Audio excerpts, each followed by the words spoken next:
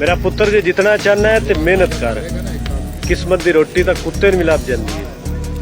आटे यार पानी च गोते खा, मुकियां जल, सोहना बेड़ा बन, लोगां दीयां गल्लां ते हासियां ते पक, ਉਹ ਸੇਕ महसूस कर। पकदा ਉਹ ਹੈ ਜਿਹੜਾ ਗੁੱਝਦਾ ਹੈ, ਜਿਹੜਾ ਅਣਗੁੱਝਦਾ ਹੈ ਉਹ ਪੱਕਦਾ ਹੀ ਨਹੀਂ। ਤੇ ਇੰਜ ਦਾ ਪੱਕ ਕਿ ਹਰ ਬੰਦਾ ਆਖੇ ਕਿ ਕਿਆ ਬਾਤ ਹੈ। हिम्मत नहीं हारनी मेरा पाओ, हिम्मत हार गया सब कुछ हार जासे। ते किस्मत ते गल नहीं छड़नी, क्योंकि किस्मत दी लीकां भी बदल जांदियां ने जदों मेहनत नूं रंग लगदा है। मेहनत कर मेरा पाओ, कुछ बननी ते मेहनत कर। ना मुकद्दर च कुछ लिखिया हुंदा है ते ना किस्मत च लिखिया हुंदा है।